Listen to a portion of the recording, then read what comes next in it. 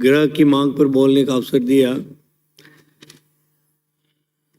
मैं मेरी बात प्रारंभ मेरे क्षेत्र में हुई घटना से करूंगा। हाल ही में पिछली 10 दिन पूर्व अभी माननीय सदस्य ने इसका जिक्र भी किया था। मेरा वहाँ एक सरवण सिंह नाम का व्यक्ति युवा,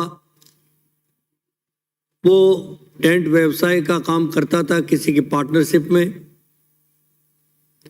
और वो लापता हुआ। मेरे पास में परिवार के सदस्य भी आए। मैंने तुरंत पुलिस को सूचना दी कि सीसी कैमरे में देख के बताएं क्या घटना है क्या नहीं है, लेकिन 8-10 दिन तक उसका कोई पता नहीं चला। 8 दिन के बाद में उसकी लाश वीरान जंगल में एक पेड़ के लटकती हुई शत विक्षत हालत में सभापति महोदय मिली। इसके लिए मैं सरकार से जवाब चाहूँगा। जब भी सरकार जवाब दे उसमें मैं ये चाहूँगा कि इसकी जांच सबसे पहले निष्पक्ष जांच हो, चाहे स्पेशल इन्वेस्टिगेशन टीम गठित की जाए, चाहे सीआईडी सीबी से करवाई जाए, लेकिन जांच सभापति महोदय निष्पक्ष जांच होनी चाहिए। और मैं ये भी चाहूँगा कि उसके परिवार को सरकार और माननीय मुख्यमंत्री महोदय से आग्रह करूँगा कि उसके परिवार की स्थिति को देखते हुए ऐसी स्थिति में उसे आर्थिक सहायता और संभव हो तो उसकी पत्नी को चाहे आंगनवाड़ी में कहीं भी नौकरी दी जाए, उस परिवार का लालन पालन हो सके। इसके साथ ही एक डिम्पल नाम की लड़की नाबालिग किसी के बैराग ने फुसलाने में साथ चली गई। हालांकि पुलिस ने मुस्तैदी से वहाँ काम किया है, लेकिन मैं चाहूँगा कि उस लड़की को भी तुरंत लाया जाए। जो अध्यापक पढ़ा रहा था वही उसको पहला फुसला के लिए गया। सोजत की घटना है ये। सभापति महोदय, हमारी पुलिस से ही सरकार का और सत्ता का एहसास होता है। आज दिल्ली की सरकार के पास में पुलिस की व्यवस्था नहीं है, तो वो एक नगर निगम की तरह काम कर रहा है। पुलिस एक ऐसी व्यवस्था है, उससे सरकार का एहसास होता है, चाहे कोई भी हो। मैं चाहूँगा कि हमारी पुलिस जिस तरह से जिस मुस्तैदी के साथ में काम कर रही है, बहुत अच्छी बात है, लेकिन उसमें कुछ ऐसी बातें भी सामने अभी चर्चा में सभी माननीय सदस्यों ने जिक्र भी किया उसके बारे में, उसकी ओर मैं ध्यान आकर्षित सरकार का करना चाहूँगा। सभापति महोदय, मैं मुख्यमंत्री जी को धन्यवाद दूंगा कि मुख्यमंत्री महोदय ने एफआईआर दर्ज करने की बात कही।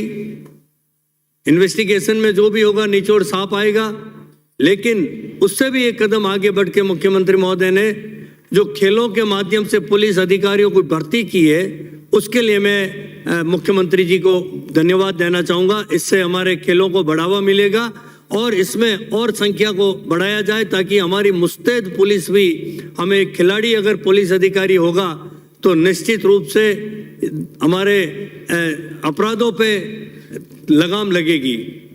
सभापति महोदय, उसके साथ एक बात ये भी कहना चाहूँगा कि गैलेंट्री प्रमोशन, ऐसे अपराध को पकड़ने वाले पुलिस, चाहे सिपाही है चाहे अधिकारी है, उनको गैलेंट्री प्रमोशन बीच में रोक लगी हुई थी, लेकिन मैं चाहूँगा कि गैलेंट्री प्रमोशन ज़्यादा से ज़्यादा किया जाए, जिससे उनका हौसला अफजाई हो पुलिस का, और पुलिस अपराध को रोकने के लिए, नहीं तो ऐसा कई बार होता है, उनको हताशा हाथ लगती है कि पुलिस अपराधियों को तो पकड़ती है, लेकिन हम जहाँ नेतागिरी कर लेते हैं और आंदोलन खड़ा कर देते हैं, वहाँ पुलिस को बैकफुट में आना पड़ता है। कई लोग, मुझे मालूम है कि लाश पे राजनीति करते हैं। जहाँ इस तरह की घटना हो जाती है, कुछ ऐसे जो जनाधार वाले व्यक्ति नहीं हैं, वो अपना सोचते हैं कि हम एंट्री, इस माध्यम से हम जनता में एंट्री कर लें और 2 मिनट के लिए तालियां बजवा दें और वाह लूट लें। लेकिन कानून व्यवस्था को हमें दोनों तरफ से देखना होगा। मैं एक बात और कहना चाहूँगा सभापति महोदय, कटु सत्य है कि हमारे सामाजिक व्यवस्था में, हमारे आसपास में आजकल जो वीडियो और सोशल मीडिया के माध्यम से ये पोर्न मूवी तो गांवों में धड़ल्ले के साथ में निसंकोच होके चल रही है सभापति महोदय, उसके बारे में हमें सोचना होगा। उन को चिन्हित किया जा सकता है, वो उनको पहचाना जा सकता है। इस तरह की जो पोर्न मूवी बना के और वीडियो वायरल करते हैं तो उनको तुरंत प्रभाव से सख्त कानून बनाया जाए और उनको सख्त से सख्त सजा दी जाए। ऐसी मूवी छोटे बच्चे, जब नाबालिग बच्चे देखते हैं, उनकी मनोस्थिति पे क्या असर पड़ता है, हमें विचार करना होगा। इसके बारे में हम चर्चा करते भी झिझकते हैं हाउस सदन के अंदर, तो मैं चाहूंगा सभापति महोदय कि उसके ऊपर भी हमें विचार करना होगा। दूसरा, हमारे कारागार की मैं बात करना चाहूँगा और उससे पहले होम गार्ड की मैं बात करना चाहूँगा। हमारे होम गार्ड के जो साथी है उनके बारे में मैं कहना चाहूँगा कि उनकी रिटायरमेंट की उम्र 58 से बढ़ाकर 60 वर्ष की जाए। अभी होम गार्ड का एक बहुत अच्छा उदाहरण मैंने देखा कि वन विभाग के अंदर हमारे मंत्री महोदय विराजमान है, होम गार्ड के उन जवानों को वन विभाग में गार्ड की जगह लगाया और उनकी बहुत ही मुस्तैदी के साथ में अपनी ड्यूटी निभा रहे हैं। तो मैं चाहूँगा कि वहाँ पे भी बढ़ाया जाए, नफरी बढ़ाई जाए इनकी, और इनके 365 दिन पूरे किए जाए। इनको हर 5 वर्ष के बाद में रिन्यूअल होना पड़ता है, तो वो व्यवस्था भी समाप्त की जाए। और ऐसे व्यक्तियों, ऐसे होमगार्ड में हमें, जैसे बड़े बड़े हमारे कस्बे, मेरे विधानसभा क्षेत्र की बात करूँगा, कंटालिया है, रानावास है, जोजावर है, अहुआ है, सोमेश्वर है, इस तरह के बड़े बड़े कस्बों में होमगार्ड की गश्त हमें दी जाए। और साथ ये भी मांग करूँगा मैं सरकार से कि रानी नगरपालिका और मारवाड़ नगरपालिका में ट्रैफिक की बहुत ही स्थिति खराब रहती है, तो वहाँ स्थायी ट्रैफिक पुलिस के पद सर्जित किए जाएं ताकि ट्रैफिक की व्यवस्था वहाँ सुचारू रूप से चल सके। नहीं 2-2 घंटे तक जाम हो जाता है, तो ऐसी स्थिति में मैं सरकार से मांग करूंगा। साथ में एक नवीन चौकी की भी मांग करूंगा, सिरियारी थाना अंतर्गत करमाल चौराहे पे, वहाँ पे आए दिन घटनाएं इस तरह की होती रहती है।